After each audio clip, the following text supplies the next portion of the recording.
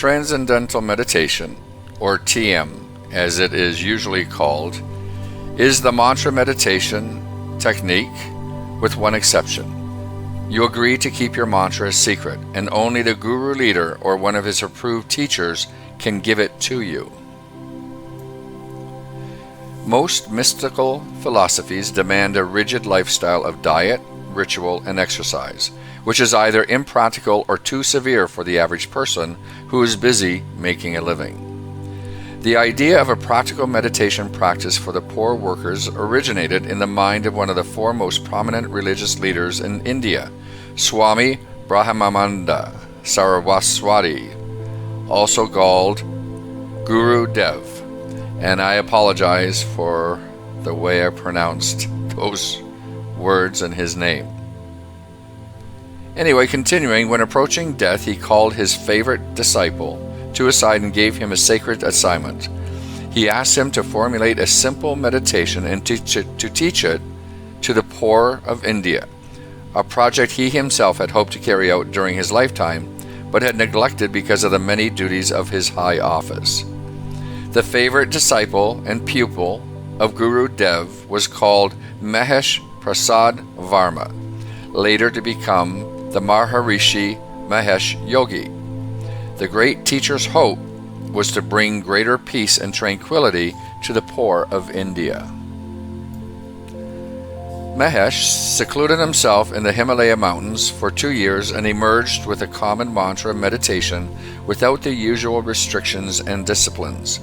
He called his method Transcendental meditation and declared it superior to all other mystical practices, as most gurus are inclined to do. He further declared that only he, or one he had trained, could give students their secret mantra. Each person needed a different mantra, he explained, because of different rhythms in the various organs of their bodies. And after working with the common people of India for a while, he grew restless with his slow progress and traveled to England. There he established the International Meditation Society in London, where the Beatles brought him international publicity with their support. The Maharishi, however, demanded a different type of support from the Beatles, in the form of a large sum of money. This caused the group to reject him publicly as too materialistic. The Maharishi then traveled to the United States, where he became somewhat of a celebrity by appearing on numerous TV talk shows. Here he established the Students' Meditation Society. He decided to reserve all TM instruction for those who could afford a fee, which at the writing of this book, which was in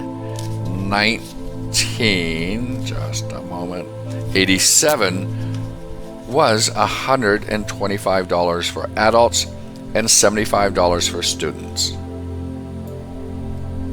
Since all TM students are required to keep their mantra secret and to refrain from teaching anyone else the procedure, it is technically impossible for anyone to practice TM without paying the required fees.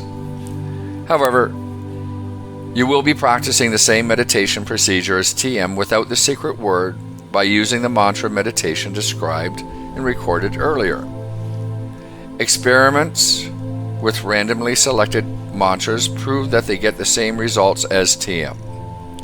The results vary only with the type of improvement the meditator is indoctrinated to expect. Doctors Herbert Benson and Robert K. Wallace, both of the Harvard Medical School, did extensive research on psychological correlations of TM, and their findings were reported in numerous articles in the scientific journals. Dr. Benson asserts that anyone may apply the principles of TM without spending money for a secret mantra.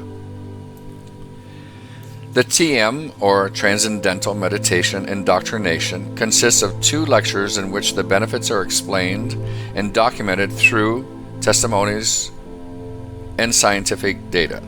Those who pay the initiation fee usually feel that they need help and that the TM will help them. This is one advantage of TM over a do-it-yourself system.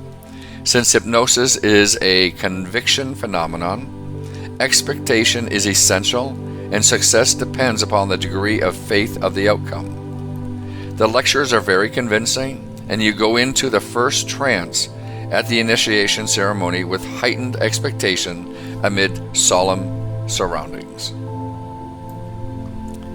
The initiation is conducted in a small room which is bare except for a table and 2 chairs. On the table is a lighted candle, some burning incense, and a picture of the Guru Dev.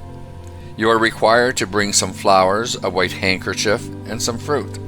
Your teacher places these articles in a basket, sets them on the table in front of the Guru's picture, and chants praises in Sanskrit of the Guru and others before him. Then he tells you your secret word or mantra and has you repeat it a number of times, checking you carefully on the pronunciation. You are then asked to sit silently and repeat your secret word over and over until you go into the typical trance state of meditation. This state of self-hypnosis, immediately following the instructions to keep your mantra a secret, results in the subconscious acceptance of the suggestion. In fact, the new meditator will find it difficult to divulge the secret, even though he might have a conscious desire to do so. He thinks he can do it, but in all probability, he won't. Meditation is one of the world's oldest spiritual disciplines. In the Far Eastern holy men believe enlightenment comes from within your own consciousness, which is merged with the cosmos. Therefore, your new knowledge and enlightenment through meditation come from the all-knowing Creator, creative intelligence, or what Christians consider God. Each guru claims to have reached this state of God consciousness and is, therefore, a superior being. The Maharishi has discovered prana as a basic force of mind, which in the yogic theory is chi, the non-physical cosmic energy that created the universe. Fundamental Christian groups who oppose TM's becoming a required course in the Sacramento, California public schools blocked it by translating the initiation chants which praised past Hindu holy men. They claimed foreign gods were being invoked, thereby violating the laws of separation of church and state. All meditation, including TM, is indeed a form of religious practice. The laws of suggestion, mental expectation, and subconscious conviction by trance induction are inherent in the various disciplines. The Maharishi also claims that TM has nothing to do with hypnosis, but it involves going into a self-imposed trance and modifying behavior. This is hypnotism. A word to teachers who are already practicing TM: no other mantra than the one you will have been given will work as well, because you are now conditioned to it by repeated exposure. New meditators will also do best by choosing a mantra, by trial and error if necessary, and then sticking to it. Meditate for 15 or 20 minutes twice daily for the best results.